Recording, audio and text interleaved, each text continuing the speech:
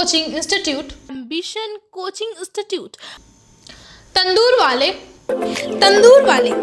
को sponsored by Taiyaba collection, Taiba और furniture world. आइए सीधे करते हैं खबरों की शुरुआत। अधीर रंजन चौधरी जैसे सांसद जो हमारी जनता के प्रतिनिधि है, उनके मन में जो सिखों के प्रति जो जहर था वो उस दिन फिर से बाहर आ गया। ये बातें आज बर्नपुर गुरुद्वारा प्रबंधक कमेटी के सचिव सुरेंद्र सिंह ने कहा। आपको बता दें कि अधीर रंजन चौधरी बहरमपुर के कांग्रेसी सांसद है। राजीव गांधी के पुण्यतिथि पर उनके ट्विटर अकाउंट पर किए गए ट्वीट पर आपत्ति जताते हुए सिखों ने आज आसनसोल के भगत सिंह मोड़ के करीब कांग्रेसी सांसद अधीर रंजन चौधरी के खिलाफ जमकर नारेबाजी की और उनका पुतला फूका। उन्होंने कहा कि उनको उनके पद से हम उतार कर ही छोड़ेंगे और माफी मंगवा कर ही छोड़ेंगे। वहीं इस संदर्भ में जब कांग्रेसी नेता प्रसन्नजीत पोईटुंडी से बातचीत की गई तो उन्होंने कहा कि सांसद अधीर रंजन चौधरी ने पार्लियामेंट तक चिट्ठी दिया है कि उनका ट्विटर अकाउंट हैक हो गया है। किसी भी प्रकार से सिख संप्रदाय के साथ दुर्व्यवहार करने की मानसिकता उनकी नहीं है। जिन लोगों ने विरोध प्रदर्शन किया है, हो सकता है उनको इस विषय के बारे में पता नहीं है। अधीर रंजन चौधरी बहरमपुर सांसद अधीर रंजन चौधरी मुर्दाबाद। बहरमपुर के सांसद अधीर रंजन चौधरी मुर्दाबाद। बहरमपुर के सांसद अधीर रंजन चौधरी मुर्दाबाद।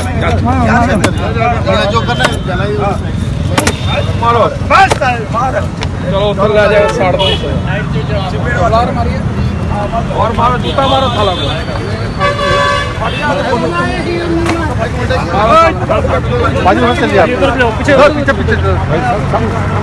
अधीर रंजन चौधरी, अधीर रंजन चौधरी, अधीर रंजन चौधरी, बहरमपुर के सांसद अधीर रंजन चौधरी मुर्दाबाद। बहरमपुर के सांसद अधीर रंजन चौधरी मुर्दाबाद। बहरमपुर के सांसद अधीर रंजन चौधरी मुर्दाबाद। बहरमपुर के सांसद अधीर रंजन चौधरी मुर्दाबाद। बहरमपुर के सांसद अधीर रंजन चौधरी मुर्दाबाद। बहरमपुर के सांसद अधीर रंजन चौधरी पीछे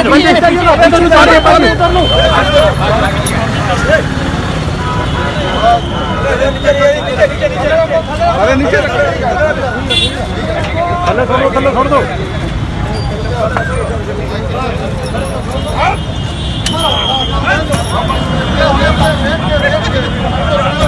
हटा तो बापे में लग जानी चाहिए।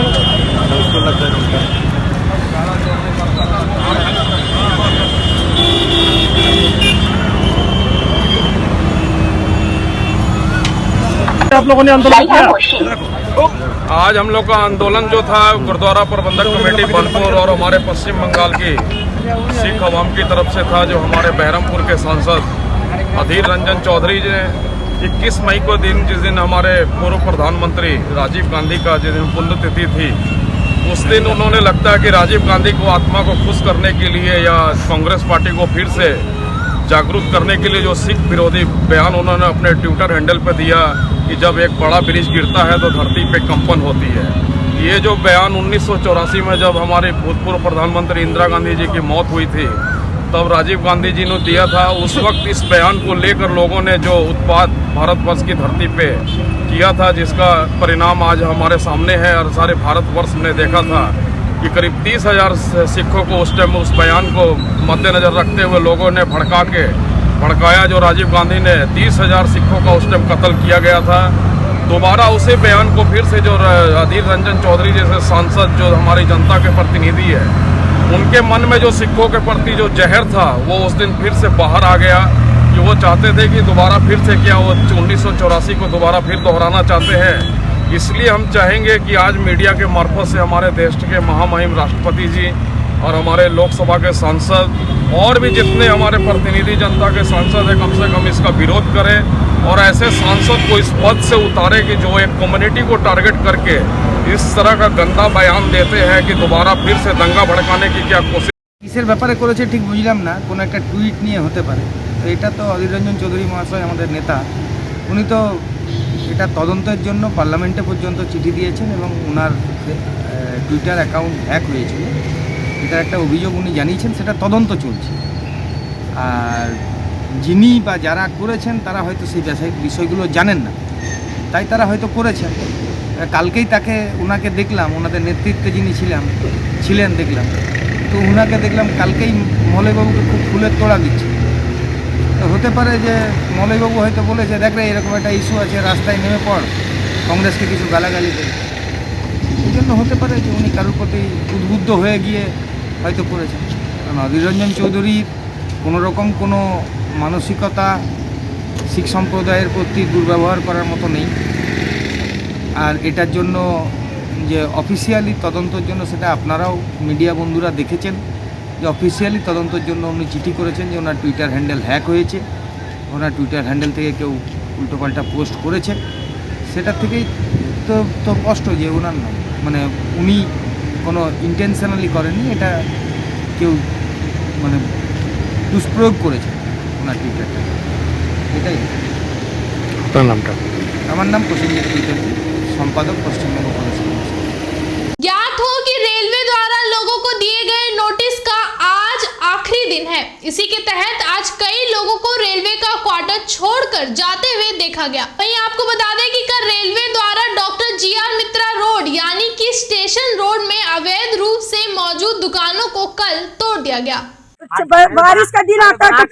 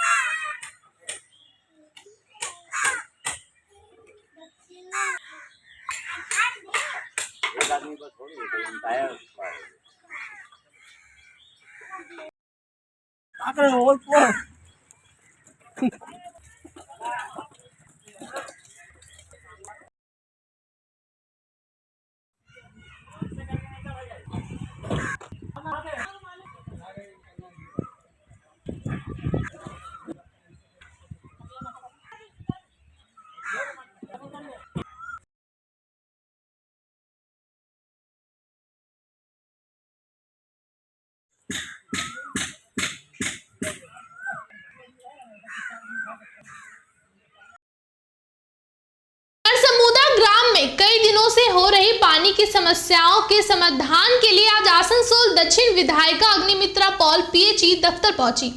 उन्होंने समस्याओं का जिक्र करते हुए कहा कि रात के 1-1:30-2 बजे तक पानी आता है, वो भी एक दिन बाद, और पानी का स्रोत बहुत ही कम रहता है।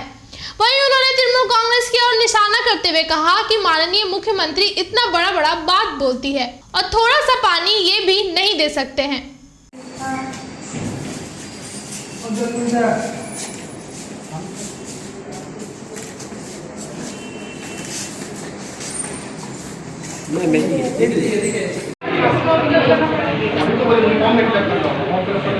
জল দিন, ওদের অসুবিধা নেই। আর জলের স্রোতটাকে একটু যদি ঠিক করা যায়, জলের স্রোতটাও ভীষণ কম, আর এভরি অল্টারনেট ডে জল আসছে, প্রতিদিনও জল আসছে না।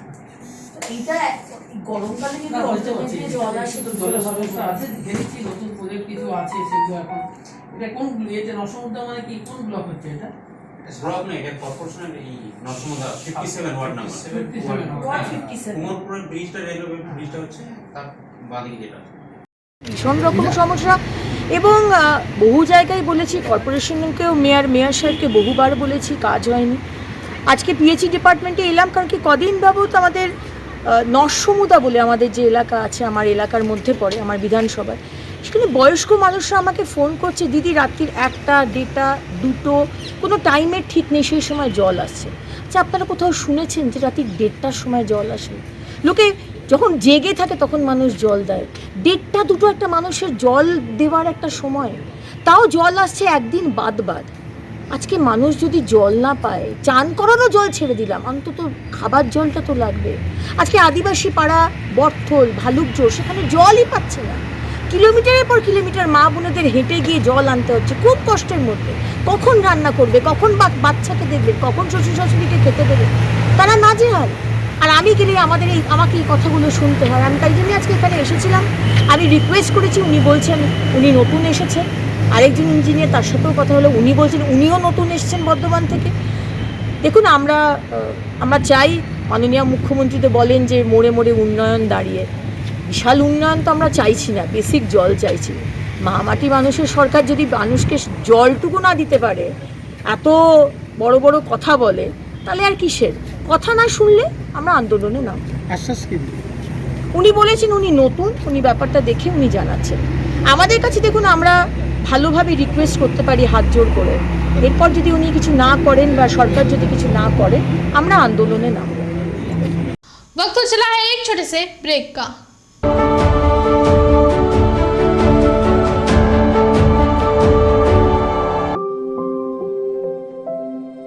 यार एक बात पूछूं? हाँ बोलो, इसमें पूछने वाली क्या बात है? तुम्हारे घर के फर्नीचर बहुत आकर्षक लगता है बहुत महंगा है। अरे नहीं, उतने महंगे नहीं, रीजनेबल रेट पर ही लिए हैं। अच्छा, आओ मैं तुम्हें अपना दीवान सेट दिखाती हूँ। डिजाइन तो बहुत एट्रैक्टिव है, लगता है क्वालिटी में दम नहीं होगा। कौन कहता है? ये फर्नीचर वर्ल्ड क्लास है, प्योर सागवान के, क्वालिटीदार और टिकाऊ भी। क्या सच में? हाँ, तुम्हें भी फर्नीचर लेना हो तो फर्नीचर वर्ल्ड एक बार जरूर जाना। वहाँ फर्नीचर के एक से बढ़कर एक कलेक्शन, वो भी तुम्हारे बजट में। साथ ही वहाँ फाइनेंस फैसिलिटी भी उपलब्ध है। सच में? तब आज ही अपना हबी को कहूँगी फर्नीचर वर्ल्ड चढ़े। फर्नीचर लवर्स की पहली पसंद, जीटी रोड, शनि मंदिर के सामने, Nooruddin road, Asansol. Ladies wear की exclusive showroom Taiba, a house of wholesaler and retailer. महिलाओं की पसंदीदा शोरूम ताइबा, नए डिजाइन्स के collections, latest stylish fancy dresses, वो भी बाजार से कम कीमतों पर। An exclusive collections of suit piece, lehenga, ghagra, crop top, gharara और भी बहुत कुछ। एक रेडीमेड ड्रेसों का समाहार, सब एक से बढ़कर एक डिजाइन्स में। तो फिर हर त्योहार में छा जाए ताइबा के कलेक्शंस अपनाए। Taiba, a house of fancy ladies wear. हमारा पता है Sosti Nagar, smile homeopathic college road, near silver garden marriage hall, Asansol. Mobile number 7908659117।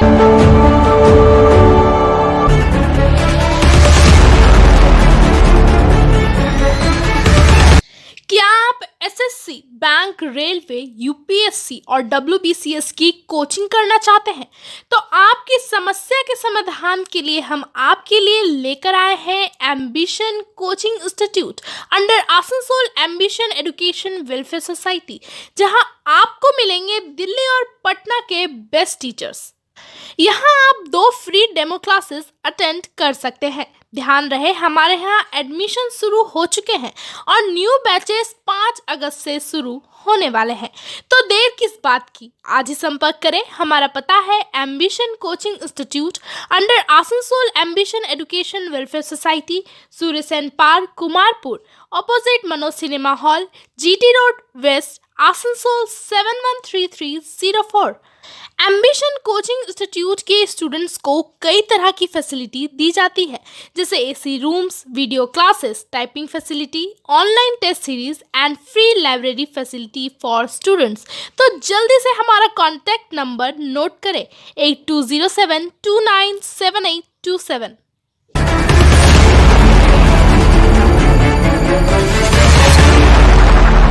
तंदूर वाले अब बर्नपुर में भी चिकन की एक से बढ़कर एक बेस्ट आइटम्स, वो भी चीपेस्ट प्राइस पर। Complete hygiene with excellence on every level. Chicken lovers, तो देर किस बात की, अब हो जाए तैयार, क्योंकि यहाँ आपको मिलेंगे shawarma, chicken kebab, chicken burger, fried chicken, chicken pizza, chicken sandwiches, chicken in gravy and rumali roti के कई वैरायटीज। हमारा पता है बर्नपुर, रहमत नगर, अपोजिट ईदगाह।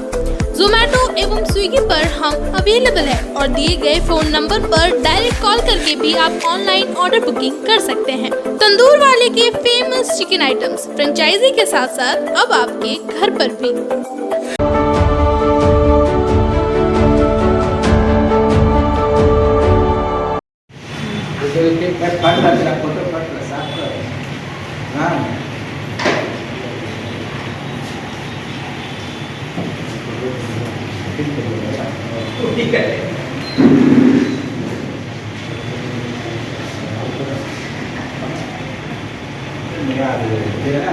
All India station master Asansol division secretary आप सभी का यहाँ स्वागत करता हूँ। और आज कुछ एक ज्वलंत मुद्दे के सिलसिले में मैं आप सभी को यहाँ आमंत्रित किया हूँ। जैसा कि आप लोगों को ये विदित होगा, भिन्न भिन्न मीडिया के माध्यम से पिछले कुछ दिनों से ये चर्चाएं आ रही हैं कि हमारा एक all India station master association का एक प्रोग्राम जो चल रहा है कि 31 मई 2022 पूरे भारतवर्ष के 35,000 स्टेशन मास्टर सामूहिक अवकाश पर रहेंगे।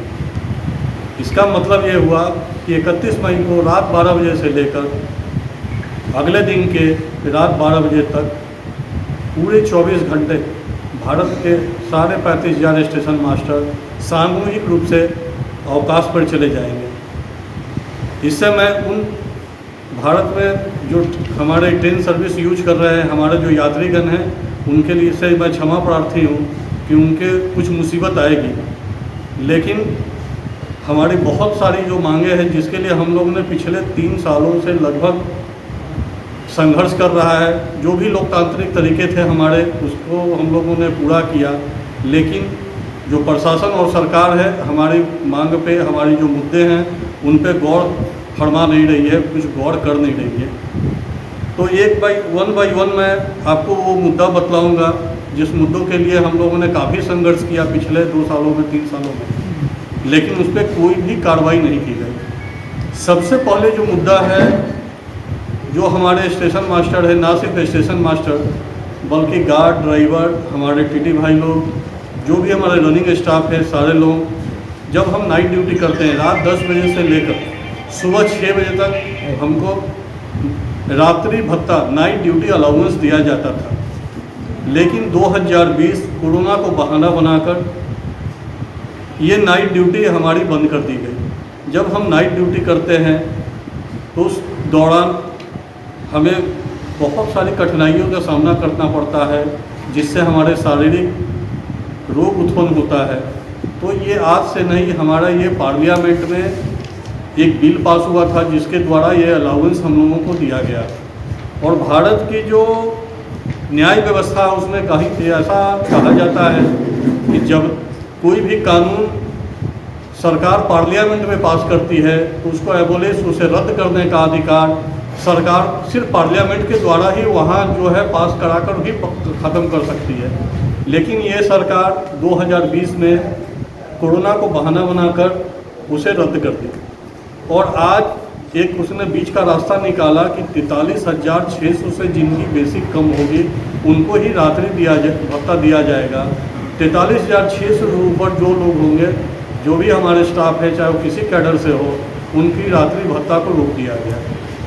ना इसका कोई विधिवत ऑर्डर आया, ना उसका कोई कारण बताया गया और एक गैर कानूनी तरीके से, एक अलोकतांत्रिक तरीके से उसे रद्द कर दिया गया। इसके लिए हम लोग 2020 से काफ़ी आंदोलन किए। प्रथम चरण में हम लोगों ने पूरे भारत के स्टेशन मास्टर लोगों को ईमेल के माध्यम से अपना पिछोह प्रकट किया। उसके बाद हम लोगों ने नाइट ड्यूटी में सारी बिजली बुझाकर कैंडल में हम लोग ने ड्यूटी किया। फिर उसके बाद काली बैच लगाकर हम लोगों ने ड्यूटी किया। फिर हम लोगों ने एक धरना प्रदर्शन किया सारे पूरे जितने भी हमारे जोनल हैं और डिविजनल हेडक्वार्टर में डीआरएम साहब के सामने। उसके बाद हम लोगों ने भूख हड़ताल किया। इतना करने के बाद भी हमारी मांगों पे कोई गौर नहीं किया गया, ना ही हमें वार्ता के लिए बुलाया गया इस मामले पे। तो अंततः हम लोगों ने, हमारी जो सेंट्रल एग्जीक्यूटिव कमेटी है, उन्होंने एक कॉल दिया कि 31 मई को सारे भारतवर्ष के स्टेशन मास्टर हम लोग सामूहिक अवकाश पर चले जाएंगे। निश्चित रूप से भारत की जो हमारी रेल यूजर्स है, हमारी पब्लिक है, उनको थोड़ी कठिनाई होगी, लेकिन इस कठिनाई के लिए हम उन सभी यात्रीगण से क्षमा प्रार्थी हैं। लेकिन हम उनसे एक आग्रह करते हैं कि आज इस कठिन घड़ी में हमें सहयोग करें और हमें बेहतर सेवा का मौका दें। अगर हम रहें तभी हम सेवा प्रदान कर पाएंगे, अगर हम ना रहें तो सेवा हम कैसे प्रदान करेंगे। ये तो एक हमारी सबसे ज्वलंत मुद्दा है जो नहीं। इसके अलावा हमारी एक दूसरी मांगे हैं। टोटल हमारी 7 मांग को लेकर हम ये जो हमारा एक मूवमेंट चल रहा है उसमें एक है हमारा दूसरा MACP। जैसा कि सरकार ने खुद बोला था कि किसी भी कर्मचारी को, चाहे उड़ेल के हैं चाहे बाढ़ के किसी भी विभाग से हैं, उनको अगर 3 प्रमोशन नहीं दिया जाएगा तो फाइनेंशियल बेनिफिट दिया जाएगा। तो मॉडिफाइड एक फाइनेंशियल बेनिफिट के लिए MACP प्रोग्राम उसने दिया था कि अगर आपको 10 साल तक कोई प्रमोशन नहीं मिलता है तो नेक्स्ट ग्रेड पे आपको दे दिया जाएगा। तो उसी सिलसिले में हमारा भी जो स्टेशन मास्टर कैडर है उनको MACP 3 दिया गया। हमारा जैसा आप सभी लोगों को मालूम होगा, इनिशियल जो हम लोगों का जो ग्रेड होता है 4200 होता है, नेक्स्ट जो हमारा ग्रेड होता है 4600 होता है, और जो नेक्स्ट होगा वो 5400 होगा। तो उन्होंने हमें पे कमीशन जैसा 7वां पे कमीशन के अनुसार उन्होंने हमें MACP का लाभ तो दिया, लेकिन वहाँ भी उन्होंने एक हमारे साथ गेम किया कि पे कमीशन 1/1/2016 से आई थी, लेकिन MACP जो था हमारा 5400 वो उन्होंने 18 फरवरी 2016 से दिया। इसका रिपरकशन, इसका प्रभाव ये हुआ कि हमारे बहुत सारे साथी, बहुत सारे जो रिटायर्ड हुए या बहुत सारे जो पुराने साथी थे वो इससे वंचित हो गए। तो हमारी मांगे हैं कि जैसा कि पे कमीशन आपने दिया था और ये मांग हमारी पे कमीशन में मिली थी, तो आप पे कमीशन जो 1/1/2016 से लागू हुआ है तो ये MACP जो 5400 है वो भी 2016 जनवरी से ही हमें दिया जाए। तीसरी एक हमारी बहुत ज्वलंत मुद्दा है, आज हमारे जो पूरे भारतवर्ष में हमारी जो कैडर का टोटल स्ट्रेंथ है उसमें एक भारी कमी देखी गई है। उसकी कारण है कि जो वैकेंसी हो रहा है कोई उसका फुलफिलमेंट नहीं हो रहा है, कोई नई बहाली नहीं की जा रही है। इसका एक प्रभाव ना सिर्फ हमारे कैडर पे पड़ रहा है, सोशल भी हमारा पड़ रहा है। बहुत सारे हमारे जो बच्चे हैं आज अनएम्प्लॉयड हो गए, अगर ये वैकेंसी आती वो लोग बन के आते। तो आज हमारे कुल भारतवर्ष में 35,000 स्टेशन मास्टर हम बचे हैं, लगभग 7,500 स्टेशन मास्टर की वैकेंसी क्रिएट हो गई है। उसका रिजल्ट ये आ रहा है कि कई जगहों पे हम लोगों को एक्स्ट्रा, जैसे हमारा 8 घंटे और 6 घंटे का ड्यूटी रोस्टर है, आज 12-12 घंटे तक हमें ड्यूटी किया जा रहा है। उसके एवज में हमें कोई फाइनेंशियल बेनिफिट नहीं दिया जा रहा है। अगर बहुत ज़रूरी है तो हमारी छुट्टी वहाँ कैंसिल कर दी जा रही है। तो इसका एक सोशियो और इकोनॉमिक दोनों इफेक्ट आ रहा है। सोशियो इकोनॉमिक ये आ रहा है कि हमारी कोई सोशल लाइफ नहीं रह रही है, हम अपने भाई की शादी में नहीं जा पा रहे हैं, हम अपने रिश्तेदार के यहाँ किसी भी अगर सोशल फंक्शन है वहाँ नहीं जा पा रहे हैं। तो लोगों का एक जुड़ाव जो हमसे ख़त्म होता जा रहा है। और इकनॉमी भी ये हमारी हो रही है कि हम जो एक हमारा जो स्ट्रेंथ था, हम जिस एनर्जी के साथ काम करते थे 8 घंटे में, वो 12 घंटे में हम नहीं कर पाते हैं। तो हमारा एक परफॉर्मेंस भी उससे घटता जा रहा है। और बाहर जो हमारे बच्चे हमारे आज जो रेल में आते वो भी नहीं आ पा रहे थे। इसके अलावा जब हमारे एक मांग और है, हम लोग काफ़ी स्ट्रेस में आज काम कर रहे हैं। आप देखे होंगे आज आप भी लोग काम कर रहे हैं, आपके लिए भी कुछ होगा, टिफिन आवर होगा, खाने के लिए कुछ समय होगा, यूरिनेशन के लिए समय होगा, लेकिन स्टेशन मास्टर कैडर में ऐसा कोई समय नहीं है। और स्टेशन मास्टर की ऐसी ड्यूटी हो गई है कि एक बार आप जब ड्यूटी ले लिए तो आप अपने चेयर को छोड़ नहीं पाएंगे। कंटिन्यूअस 8 घंटे 10 घंटे आपको ड्यूटी करना है, उस बीच में आपको समय देखना है, नहीं तो कहीं ना कहीं से एडजस्टमेंट करके आप यूरिनेशन के लिए जा सकते हैं, लेकिन खाने और टिफिन के लिए कोई समय सीमा हमारे लिए नहीं है। तो उसका एक हमारा हेल्थ पे भी इफेक्ट आ रहा है। आज हमारे मैक्सिमम जो हमारे स्टेशन मास्टर भाई लोग हैं, आज किसी ना किसी रूप से बीमारी से ग्रसित हो गए, चाहे वो डायबिटीज हो, चाहे हाइपरटेंशन हो, चाहे अदर्स जो हमारा प्रॉब्लम आ रहा है हेल्थ इशू। तो इसके लिए हम लोगों ने एक पुरजोर मांग की है कि हमारी वैकेंसी पोजीशन जो है उसको फुलफिल किया जाए। और उसके लिए एक मांग है कि जो स्टेज अलाउंस है, जैसा कि हमारे कंट्रोलर संवर्ग जो हैं, कंट्रोलर जो हमारे काम कर रहे हैं, उनको एक स्टेज अलाउंस दिया जा रहा है, जबकि ये मांग हमारे स्टेशन मास्टर सबसे पहले हम लोगों ने इसे उठाया था। इसके लिए हम लोग केस भी डाले थे सुप्रीम कोर्ट में, आज भी वो केस चल रहा है। तो हम लोगों की मांगे कि 30% जो हमारा बेसिक है उसका स्टेज अलाउंस के रूप में हमें दिया जाए।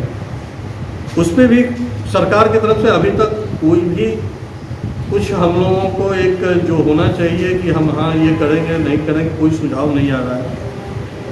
और सबसे ज्वलंत एक मुद्दा भी आई है जो 2004 अप्रैल के बाद हमारी जो ओल्ड पेंशन स्कीम थी, ना सिर्फ हमारे बढ़ के सारे केंद्रीय कर्मचारी को उसको न्यू पेंशन स्कीम में कन्वर्ट कर दिया गया। ये जो करने का जो रिपरकशन आने वाले जो अगले 10-12 सालों के बाद जो हमारे कर्मचारी होंगे उन पे आएगा।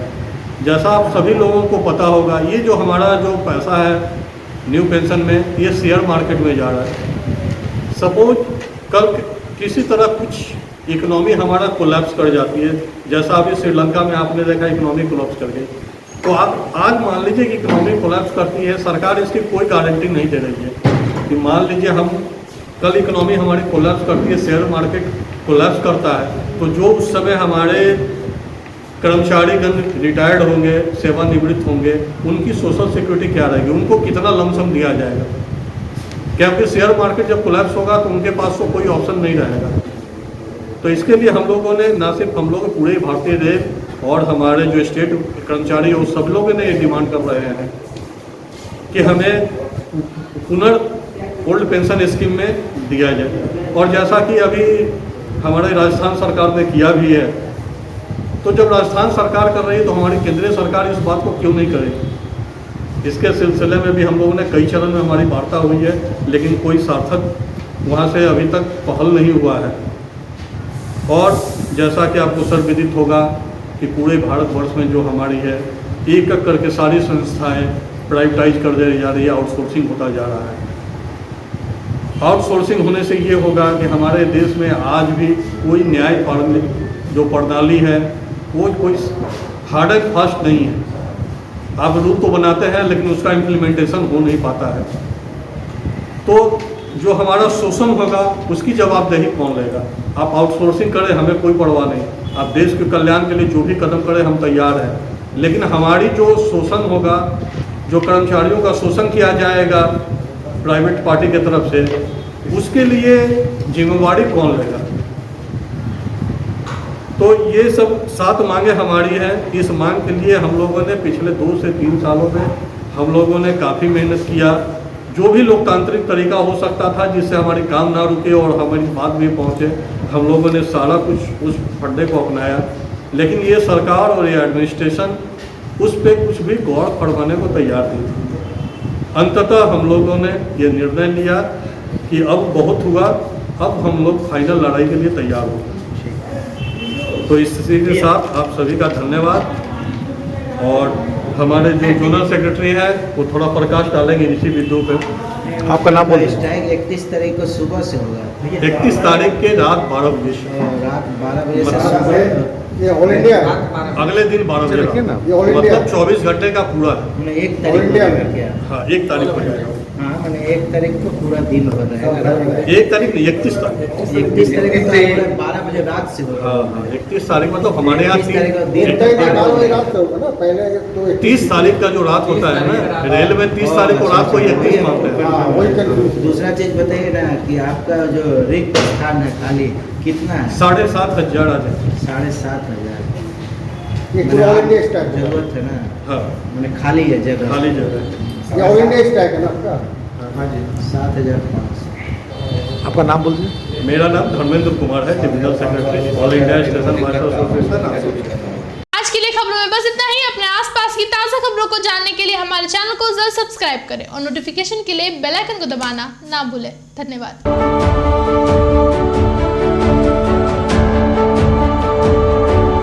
आसनसोल नगर निगम के तत्वाधान में मिशन निर्मल बांग्ला को सफल बनाएं। हमारी प्रतिज्ञा, हमारा गर्व। एक बात सभी याद रखें, कचरा जहाँ तहाँ ना फेंके। कौन सा कचरा कहाँ डालना है अच्छी तरह से समझना है। स्वयं जागरूक हो, औरों को भी जागरूक करें। रिड्यूस, रीयूज और रिसाइकिल प्रक्रिया को अपनाएंगे, सुंदर स्वस्थ आसनसोल बनाएंगे। आसनसोल नगर निगम के ग्रीन और ब्लू बीन का सही इस्तेमाल करें। प्लास्टिक का व्यवहार ना करें और लोगों को भी जागरूक करें। सुंदर परिवेश गढ़े, स्वस्थ रहे। आसनसोल नगर निगम सदैव आपकी सेवा में उपस्थित है। Clean Asansol, green Asansol.